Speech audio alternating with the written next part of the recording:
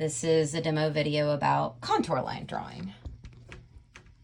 So I am going to use my ebony pencil to start out with a really light line gesture, and then I will start laying contour lines.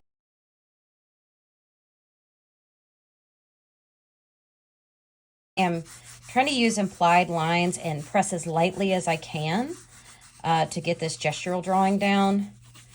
And so I'm looking at the direction of the center of the spine, the placement of the pelvis, checking that from top to bottom.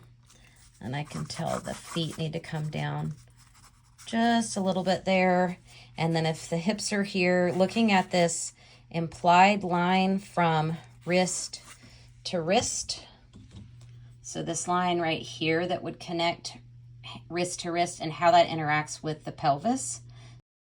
Whereas in my drawing, I've got it going kind of right at the bottom edge. So I'm going to adjust this. It looks like I had it a little bit more accurate the first time, at least this hand. So I'll keep that where it is. Direction of my shoulders. The shoulders are going downward. The head is looking downward towards that hand. And then the arm comes out at a specific angle. And so I am drawing, if I was doing this just for fun for myself, I don't know that I would be drawing as darkly right now. I'm kind of going over some of the information to make it a little bit easier to see on camera. So that is something that I am doing intentionally for demo purposes. So get the ribs in there. And then you can see this is where I had the leg before. That's not accurate. There's more negative space there, and the leg's more in line with the side of the hips and things like that. And the leg actually doesn't angle this way, which is where I had it. You can see the leg actually angles down and to the left. So very quickly into this drawing, I am about 2 minutes in. I've already been able to make this adjustment.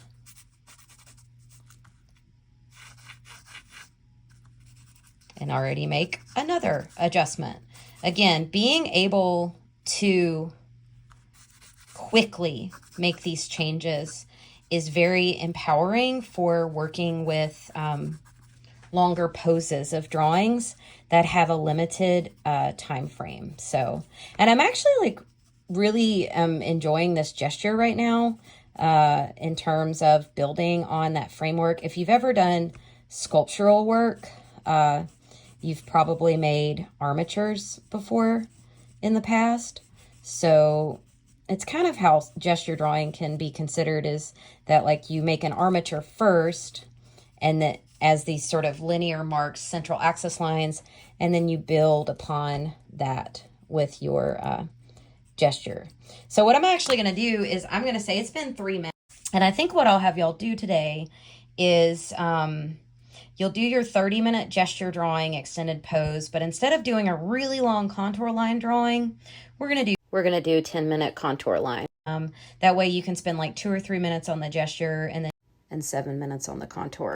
I'm gonna set a timer for 3 minutes as well again, and I'm gonna go over this with my contour line with this blue material. So it's been 3 minutes. I've got a quicker or a longer gesture on there. And now I'm going to go over this same figure with my contour line. I'm going to give it one last check. I'm comparing right now what I'm seeing in my drawing to what I'm seeing on screen. The only thing I think I might need to do is pull the straightened elbow down because it was up a little bit high. Pull the rib cage down. So I pulled that down slightly for that angle and pulled that down because the rib cage, you can see where it's turned, it goes downward, and then the shoulders go that way. This is a typical contrapposto pose. So I'm going to go ahead and start contour line on top. All right, timer's going now. So a contour line is very different than a gesture. A contour line is slow and confident and controlled. You're still exploring line weight variation, but you're very much, I don't know if y'all remember in class the other day I said, you know, it's like the wedding processional, not the party, not the reception afterwards. So you're really paying attention to that. I'm going to switch materials because I can't, my pencil, I don't have I normally do colored pencils with this and I don't have them with me, but my watercolor pencil is not holding up to the pressure variation that I'm placing on the paper. So I'm going to switch to this, back to this pencil. It's pretty soft, but I can always sharpen it. So I'm going to start just with the exterior of the rib cage. Line weight variation is your friend when you're working on this, as well as continuity. You can see these lines aren't necessarily connecting 100%. And then like I've got the floating rib here, and I've got this quick gesture here to help me figure out where those elements lie. And I'm just going to start with the exterior contour going around that rib cage. And then I can go back and add those details if I have time towards the end. I'm a minute and a half in, so I kind of need to force myself around. And I think I'll probably, considering, like, one, I'm talking while I'm demoing, so I know that I'm drawing more slowly. But I think for you all, we'll say 3 10-minute contours, where like we do 2 or 3 minutes at the beginning, and then for gesturing, and then like 6 or 7 minutes of contour to finish that up.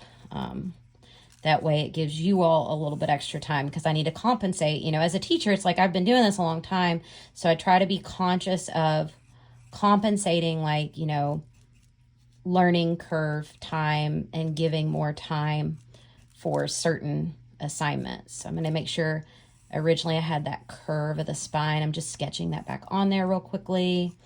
And I can, again, using some implied lines, finishing drawing those vertebrae. I really like to pay close attention to how the width of the bones change as they approach visual landmarks such as the shoulder, the elbow.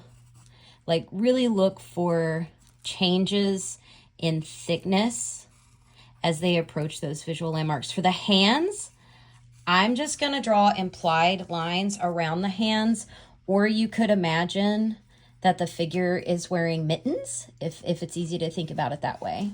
So we are 6 minutes in total. I'm going to do 3 more minutes to finish this up for a total of 9 minutes. So I moved the wrist in to the left just slightly, because as I'm drawing, I'm looking at positive, but I'm always looking at the negative space. So I was just looking at the distance between the elbow and the wrist, and I noticed that the distance from number 1 to number 2 is almost the same. The width from left to right, elbow to wrist, and wrist to fingertip. So that made me realize, like, oh, wow, I'm really confident about this negative space, but this is too big in comparison to this. So if I pull this over and then allow the hand to become slightly larger, then that corrects that. And again, the hand is coming out towards us. The arm is slightly foreshortened. And so that is why we're dealing with that. And I'm just, if you hear this off screen, I'm just rolling my pencil on a scrap piece of paper. If you have like a little piece of sandpaper or something like that, that's totally fine to use. I know that there are other professors that teach drawing 1 and 2 that use those devices, and they're really great. I've just, force a habit, I've always just used a piece of scrap paper. So as you're drawing the knee, remember that the kneecap is separate from the leg bones. So really be conscious of the shapes of those negative spaces. The feet can be triangles at first, just like your hands are wearing mittens. You can draw the feet wearing socks. And then the last thing I'm going to do is I'm going to add a little bit of information here for the rib cage. It's not necessarily 100%. there, I'm using these implied lines to start to create the illusion of three-dimensionality. And I can tell you right now, just last couple ribs, I drew what was in my brain, not what I was seeing. That can happen pretty easily with the rib cage. That is why I started with the exterior contour of those ribs. I'm going to go back and get a little bit more line weight variation here because the eye sockets are concave, and a little bit of line weight variation around the jaw and nose cavity. So I could still go back and add some more if I wanted to do some like lighter work, more implied lines as well. And I've got about 15 seconds left, so I'm pretty happy with this as a gesture as the foundation and a contour to finish. So we can look, there's the drawing, and if you want to try to do hands and fingertips and toes and things like that, you can. And when I say that, I mean the actual bones, but you don't have to.